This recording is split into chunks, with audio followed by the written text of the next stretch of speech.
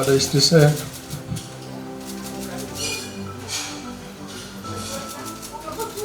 Maafkan saya. Saya minta maaf kepada keluarga saya. Saya meminta maaf kepada masyarakat semuanya yang sudah kecewa sama saya. Tapi sekaligus saya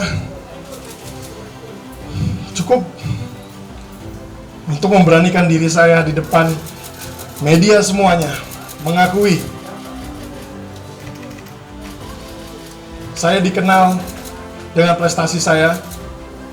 Begitupun saya dikenal dengan kesalahan yang saya buat. Dan saya tidak takut untuk mengakui saya salah.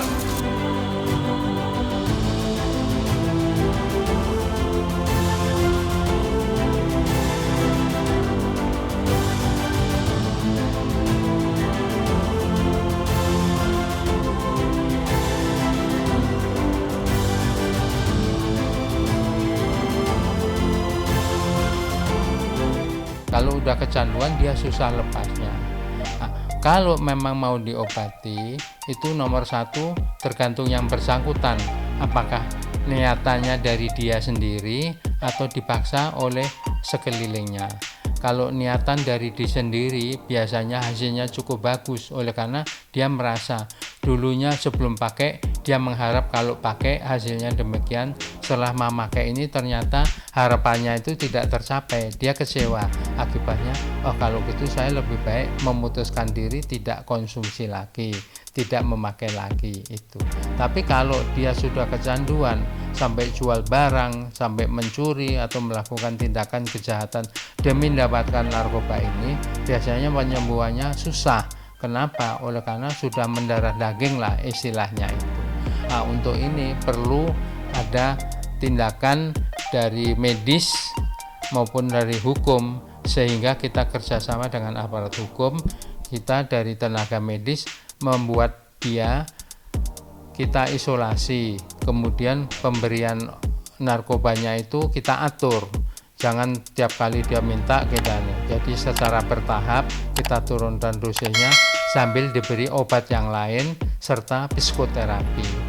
Dengan kombinasi ini maka yang bersangkutan nanti pelan-pelan akan sadar, dia pelan-pelan bisa menurunkan dosisnya dan pelan-pelan dia bisa lepas dari narkoba yang biasa dia konsumsinya itu secara tidak langsung dilepaskan.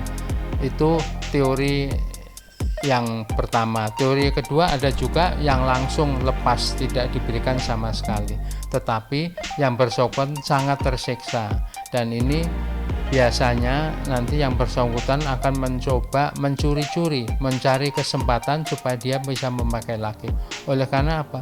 Kalau langsung di stop, dia tidak boleh konsumsi lagi, siksaannya luar biasa. Oleh karena seluruh badan merasa nggak enak, sakit semua, kemudian dia gelisah, dia merasa ini nggak enak, serba salah.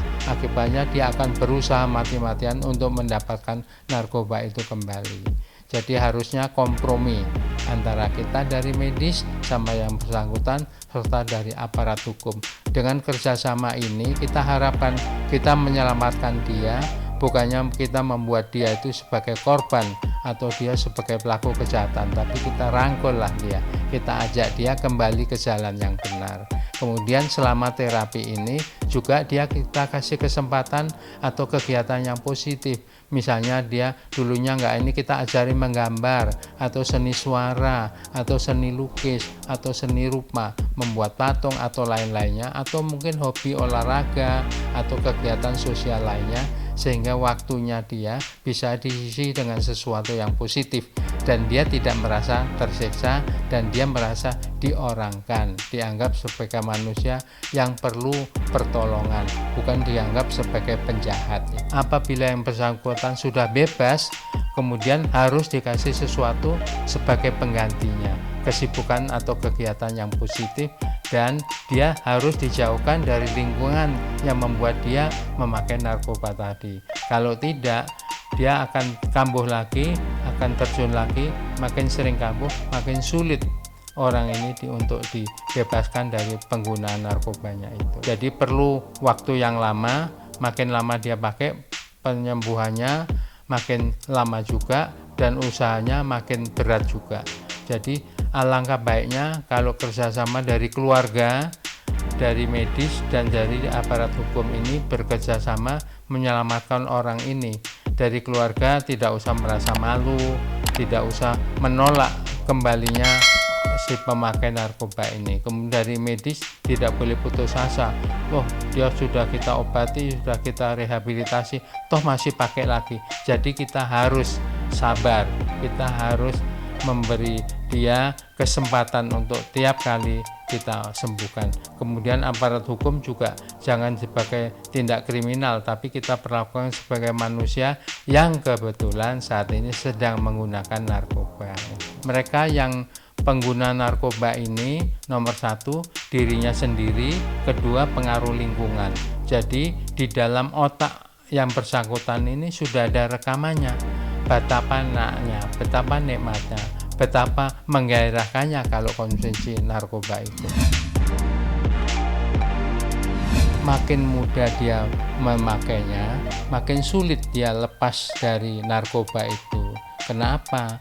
Oleh karena di bagian otak kita yang namanya kimia otak atau istilahnya neurotransmitter itu ada zat-zat yang mirip dengan narkoba yang dikonsumsi oleh orang tersebut. Akibatnya, maka sel otak kita terbiasa dengan bahan atau narkoba yang dipakai oleh yang bersangkutan. Akibatnya apa? Jadi terjadi ikatan. Makin lama makin kuat, makin lama makin mengikat, sehingga yang bersangkutan akan sulit untuk melepaskan diri dari narkoba yang dia pakai itu. Kenapa? Oleh karena otak menganggap ini adalah bagian dari kimia otak yang ada di dalam otak orang itu. Akibatnya apa? Dia makin lama makin sering memakai. Dulunya mungkin seminggu sekali, jadi seminggu 2 kali, seminggu 4 kali, seminggu 6 kali itu. Kemudian dosisnya juga makin lama makin tinggi. Kenapa? Oleh karena dosis yang rendah sudah tidak efeknya lagi, tidak merasakan kenikmatan ataupun kenyamanan. Akibatnya dia meningkatkan dosisnya. Nah, kalau ini terjadi peningkatan dosis, terjadi frekuensi pemakaian yang makin lama makin sering, ini namanya kecanduan. Kalau dia bisa mengendalikan diri, misalnya 1 hari 1 kali atau 1 minggu 1 kali, ini hanya kebiasaan aja, ini bukan suatu kecanduan. Itu efeknya apa? Kalau orang sudah kecanduan atau ketagihan, biasanya produktivitas dia terganggu. Kalau seorang pelajar mungkin sering tidak bikin tugas, sering bolos dari sekolah. Kalau dia pekerja, dia juga sering pekerjaannya tidak bagus lagi, makin merosot, produktivitasnya juga menurun. Kemudian lingkungan sosialnya, dia sembunyi-sembunyi, dia mengurung diri, atau hanya pada lingkungan tertentu dia merasa aman. Jadi dia takut terbuka, takut diketahui orang lain, takut ditangkap sama aparat keamanan. Akibatnya orang-orang yang biasa mengguna ini terisolir, sudah produktivitasnya menurun, prestasinya menurun, kemudian juga dia hidupnya hanya untuk pakai. Akibatnya apa? Dia akan melakukan tindak kejahatan, mencuri, merampok, ataupun tindakan lainnya. Yang penting dia bisa membeli narkoba itu lagi. Biasanya orang-orang yang memakai narkoba itu bisa terjadinya pada masa masih sekolah atau masa remaja. Oleh karena pengaruh lingkungan, kadang-kadang teman, ayo kita coba ini, ayo coba itu. Jadi awal mulanya mungkin iseng, hanya ingin tahu saja. Kemudian bandar itu biasanya pinter. Orang-orang yang belum pernah pakai dikasih cuma-cuma, dikasih kemudahan gitu. Nah, nanti setelah beberapa kali pakai, orang ini susah untuk lepasnya dari narkoba yang biasa dia konsumsi. Nah, pada saat inilah bandar-bandar itu sekarang menjual obat itu, menjual narkoba itu dengan harga yang di luar dugaan kita itu.